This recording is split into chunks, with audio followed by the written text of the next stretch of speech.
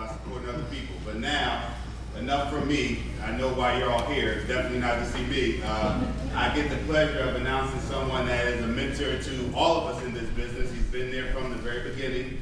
And, you know, we could go on and on and on about what to say about this gentleman, but I think number one here, and it kind of says it all. Would you agree? Yes. Please help me welcome Presidential and National Director.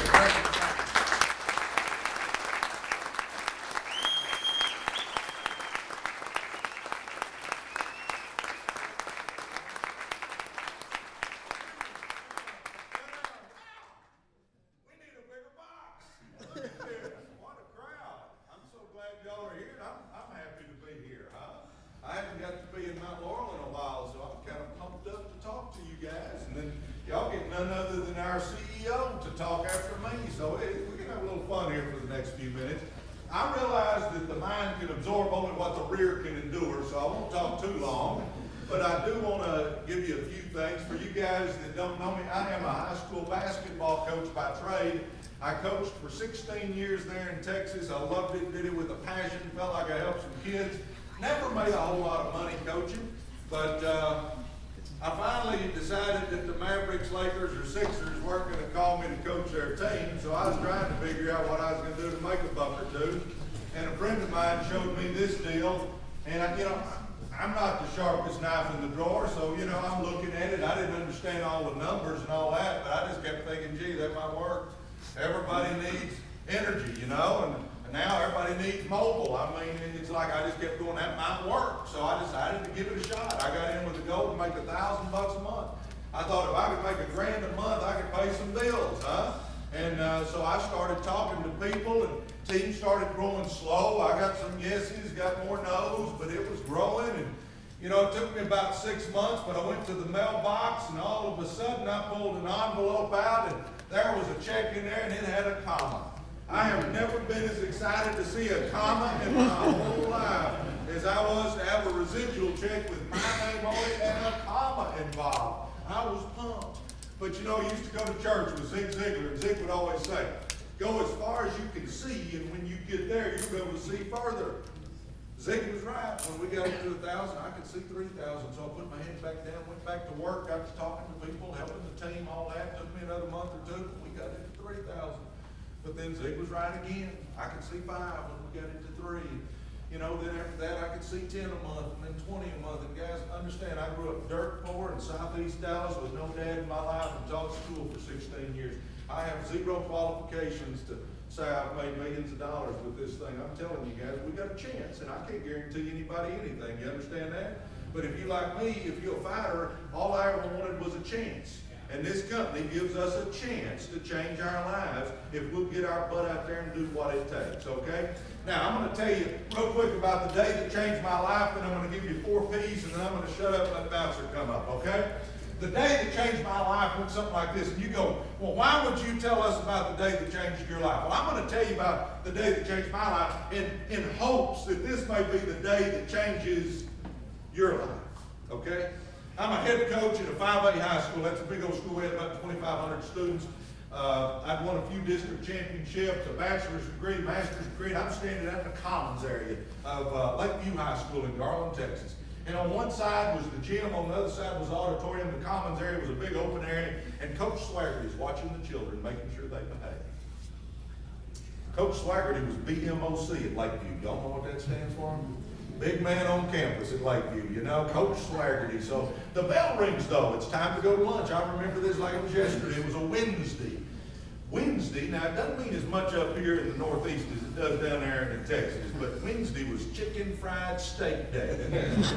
Down in Texas, that is a big day. I'm telling you, my favorite day to go to the school cafeteria. They had mashed potatoes, gravy, and they had buttermilk pie for dessert. I couldn't wait. I mean, this is my favorite day to go eat in the school cafeteria. You could eat there for about $2. So I pull my wallet out, and I'm going through my wallet. I'm even looking in the hiding places.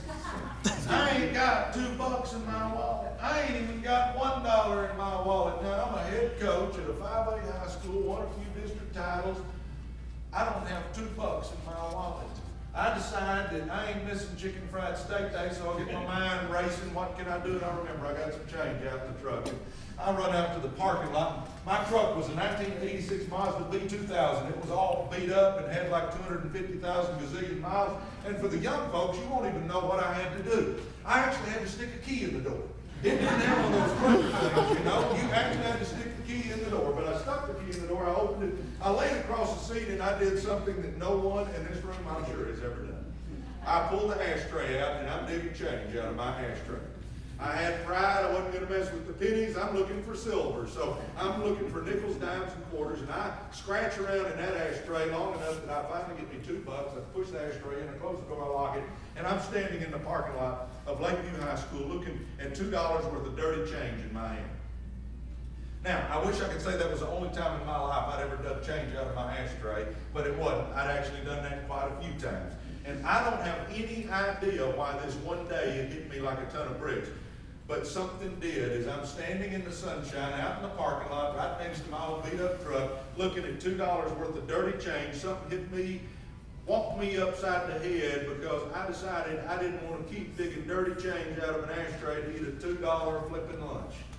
Now, I don't know if you guys are at the point I'm at. Maybe some of you guys are gazillionaires. I don't know. And maybe it's time you're looking for. But for me, I needed some money. I mean, let's just get down to the facts here. I needed some money because I was tired of doing that. So I wasn't sitting in a business opportunity meeting like you guys are looking at a gazillion-dollar company that's done all these amazing things. I'm standing in a parking lot. I didn't have a clue what I was going to do to change my life.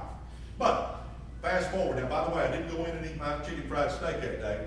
But let's fast forward now, and I'm going to tell you, I got a huge extended family, and out of that huge extended family, I wasn't looking at, see if somebody called, it's checking time, okay? I don't want to run over. I got this huge extended family, and nobody ever did anything. I mean, it's an ugly deal. I mean, I got a lot of cousins, and nobody's ever done anything. But I have one cousin named Manny that's actually done something in his life. He's accomplished something. The man's a big success. He's my first cousin, my mama's brother's son, first cousin a few years older than me. So I decided to call Manny and see if he can give me some advice because he's successful, you know. So I call Manny up. Manny, I need some advice. He's a very gracious man. He said, Presley, come on over. So I drive, it's about 30 minutes from my house. I drive over there and I'm talking to Manny. We're talking like cousins would about family and weather and what the kids are up to and all that stuff. But then I go, Manny, I need some help. I'm tired of struggling financially. And Manny goes, okay. He said, let me see if I can help. I'll do my best. And he said, let me ask you 4 questions. Now, I thought I was going to be asking him the questions, but he wanted to ask me 4 questions. So I go, okay, ask me 4 questions. He said, first one, in the last year, how much money have you saved? Woo! That was an ugly one. Manny didn't save anything. I'm struggling to pay the bills. I said, okay. Number 2, in the last year, how many books you read? Woo! That was an ugly one too. You know, Manny, I got out of college a while back, and since I got out of school, I haven't been reading much, you know. I don't guess I've been reading anything. I guess none. He goes, okay. Number 3, he said, Presley, in the last year, how many classes have you taken or seminars have you gone to improve your skills? And I'm going, well, Manny, I haven't really taken any classes or done any seminars or anything like that. He said, okay, last question, Presley. Okay, I know at the first of the year, you surely wrote down your goals for the year. Let's look at your goals and see how they look. Well, you don't have to be head cashier at Waffle Hut to understand what I'm fixing to tell them, do you? No, Manny, I got a couple of things in my mind, but I hadn't written anything down. Guys, the line that Manny told me next is what changed my life forever. Manny looked at me and he said, Presley, you don't chase success, you attract success by the person you become. If you want more, you gotta become more. Ladies and gentlemen, I'm going to challenge us all tonight that if we really want to change our life, you understand that if you want more, you've got to become more. And that's really what my 4 P's are going to talk about tonight. Okay? 1 is plan. 2 is prepare. Let's talk about the plan first. Do you have goals, ladies and gentlemen? Yes.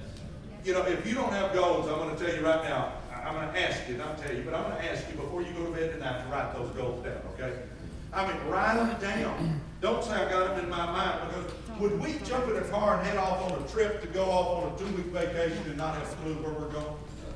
Chances are we wouldn't, but here's a sad statement. As I travel the country, People will spend more time planning a 2-week vacation than they will planning their life. We just somehow, and I mean, I'm as guilty as the next guy from doing this a few years ago, we just hope life's going to turn out all right. Have you noticed that?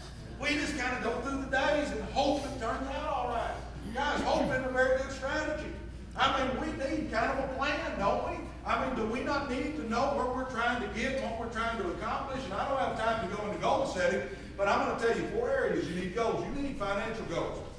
You sure do. And I can see it right now. Somebody's going, yeah, I knew money would be the first one. Yeah, you know, all he thinks about is money. No, when I had no money, all I thought about was money. Huh? I was trying to figure out how to get another dollar to pay another bill. I don't know about you guys, but since I've made a little bit of money, I don't think about money much. But when I had done, I did. Other guy says, you think money's the most important thing, don't you, Presley? This was a few weeks ago, and I looked at it and said, no, but it is up there real close to oxygen, isn't it? I mean, if you need some money, it's really important in your life, ain't it? I mean, so we need financial goals, but we also need health goals. Because if you don't have your health, it doesn't matter how much money you got in that bank, ladies and gentlemen. And I tell you what, we can all change our lives. I was 30 pounds overweight. I got sick and tired of looking in the mirror, so I decided to eat less and move more. If you'll eat less and move more, you can lose some weight. And it may be that you want to get your cholesterol count down, or, you know, I don't know what your goals would be for your health. If you're in good shape, maybe you want to run a half marathon, but get some health goals mixed in there too, and then some relationship goals. Because it doesn't matter how much money you got if your relationships are falling apart. If we don't have anybody to share our success with, it means nothing to us, ladies and gentlemen. I'm telling you that right now. So you need some relationship goals. And then the fourth one is personal growth goals, and I'll talk about those in a second. But we need a plan, and we need to prepare, okay? And here's how we're going to prepare. And this really goes back to what Manny said, that if you want more, you got to become more. If we're going to prepare ourselves, then we need to do 4 things, and y'all got to listen faster, okay? One is you got to read a little bit. Because if we want to grow as a person, it doesn't just happen. We don't just miraculously all of a sudden start growing. It takes a little bit of effort, but this is the crazy thing right here. We can grow as a person so easy. Let's get this. If I told you, or I asked you, I said, if you read 10 pages out of a good book today, will it change your life? We'd all go, no, 10 pages one time, no, that wouldn't change our lives. I mean, I guess it could on a rare occasion, but no. But wouldn't we all agree that if we really wanted to, we could scratch out 10 or 15 minutes to read 10 pages? That's right. Yes or yes? Yes. Yeah, we could, if we really thought it was important. 10 pages. I mean, we could suck it up and read 10. I'm a slow reader, but I can read 10 pages. Yeah. Okay, what if we read 10 pages today, but then we read them again tomorrow, and the next day, and the next day, and the next day? Right. And we've all said we could read 10 pages, right? And then we read them the next day, and the next day, and the next day, and the next day. And for 1 year, we just simply read 10 pages. I did teach math. 365 times 10 is 3,650, and you've read 15 to 20 good books. Is that not kind of mind-boggling? 10 little old pages a day. See, ladies and gentlemen, we can do that. We can scratch out 10 or 15 minutes and read us 10 pages. I promise you, you read 10 pages every day for a year, you read 15 to 20 good books, your life's different. I'm promising you, your thought process is different, and your thoughts lead your actions. You'll change your life if you'll just do that one step. And number 2, as you're driving around at that rolling university, put a book on CD or an audio program in that CD player. Instead of listening to the negative news, why don't we listen to something like that? The average American drives 30 minutes a day. In 5 years, that's 1,250 hours. That's the equivalent of a 4-year college education if you just put something good in that CD player instead of listening to the negative stuff. Number 3, instead of watching that big electronic income reducer at your house, and I'm telling you, that is a time-wasting electronic income reducer right there, ladies and gentlemen. If we would stop doing that, and before you go to bed at night, get your iPad or your computer and watch a little YouTube. And I'm not talking about some cat getting its tail smashed, okay? Now, why don't we watch the Zig Ziglars and Stephen Coveys and Joyce Myers and some of the giants of our time on teaching us how to grow? Right. Ladies and gentlemen, that'll change your life, because before you go to bed, you put something good in your mind instead of that trash. And then the 4th one, you need to run with winners. Everybody in this room knows winners, and everybody in this room knows losers. We all do. I mean, let's get real. We know them. Let's start spending less time with the losers and more time with the winners, because I'll tell you this, you show me who you run with, and I'll show you who you are or who you're going to be. I'm I'm telling you, ladies and gentlemen, if you do anything I suggest tonight, do that one. You start running with some people that are going somewhere in their lives. You start running with some of the leaders in this room, the savages. And I mean, I could just go down the list of the people that are killing this thing. You start running with those people. See, I like being around those motivated people because it gets me to thinking bigger dreams. And I start realizing, geez, if they can do it, I can do it. We got to run with winners, ladies and gentlemen. So let's start doing that. Now let's think this through. I've told you how you can totally change your life by reading 10 pages a day. Can we do that one? Yeah, well, I mean, we've all said we could. Can we, instead of listening to negative news, put a little book on CD or an audio program in our car? Could we do that one? That's pretty simple, isn't it? As we're driving around, or if you don't drive, as you're exercising, or as you vacuuming, stick those earphones in and listen to something. Number 3, instead of watching that electronic income reducer, let's put some good YouTube stuff on and watch some of the personal growth giants of our day, and let's learn from them on what we can do to change our lives. And then number 4, let's start running with some winners and quit running with those losers. I'm not saying get rid of all your friends, okay? I didn't say do that. But I tell you what, we can be a little busier when the losers call and a little more free when the winners call. Now, you know why I tell everybody that? Because everybody in this room needs to understand. Everybody in this room has greatness inside you. Everybody in this room can do great and mighty things in your life. You just got to decide you want to and start getting some belief back that you can, because when you were in high school and college, we were going to conquer the world, weren't we? And then life starts beating our dreams out of us, and all of a sudden we just start existing. I'm telling you what, it's time that we stop existing and we start excelling and we start getting after it and we start making some of our dreams come true. So we're going to get our goals written down tonight before we go to bed, and we're going to start preparing ourselves by reading and listening and watching and hanging with winners. And then number 3, guys, we're going to have to produce. Produce, that means work. I'm telling you right now, we got to get out there and bust our butt. The hardest thing I've done in my life is build this business, but I tell you what, it's paid me millions of dollars and it's changed my life. Guys, you're going to have to work. Don't walk out of here and say, Presley said it's just going to happen if I sign up. No, Presley ain't telling you that. Presley's telling you, can you do it? Yes. Presley's telling you, you can do it. But also, Presley's telling you, you're going to have to work your butt off. You're going to have to plug into the meetings and not just when Bouncer Shiloh's here. Huh? This room should be packed like this. We should have to be opening that wall to get people in here. That's up to us. Yeah. We got to start doing that, ladies and gentlemen. We're going to have to plug into the meetings. We got to set appointments. You need to get on that phone and start calling some people and saying, hey, I got something to run by you, and showing them our little video and getting them excited. Guys, if you'll just get fired up, people will get excited with you. And then we got to show that plan. So plug into meetings, set appointments, and show the plan. I mean, let's do this. And have y'all heard that we have wireless now? I was with a competing company for most of my life, and I love my competing company. But you know what? When my business started doing cell phones, you know what I did? I switched. That is a stream cell phone right there. And if you're in an area that can't use it, that's fine. Then get the $30 plan, get you a phone, and throw it in a drawer. But you need to be on the service. Because here's why. Somebody's going to say, well, how does it work? You like your service? It's not a very good sales pitch when you go, oh, I'm not on it, but I want you to do it. I tell people all the time, if you selling Chevys, you probably don't need to drive up in a Ford, huh? Yeah, we've got to use our own stuff. The protective services, the energy, the mobile stuff. We need to all have it. This is our business. Buy from yourself. We got to do it. But we got to start showing that plan and getting to the meetings, and we got to get this thing going. We can change our lives. But it ain't going to just happen. It's going to take you making that decision. So we're going to plan, we're going to prepare, we're going to produce, and then once you've done that, ladies and gentlemen, you can provide. You can provide. In other words, you can do stuff for your family. You can leave that legacy that you want to leave. You can show your kids and grandkids that somebody with your last name can be a success. Because I'm going to say it again, everybody sitting in the sound of my voice has greatness inside you. It may be like me. It may be stuck in that little toe somewhere that you have to hunt and peck to find it. But I'm telling you, it's down there. We can do great and mighty things. And if that negative voice is saying, no, I can't, you don't know where I'm from, Presley. You don't know what side of the tracks I'm from.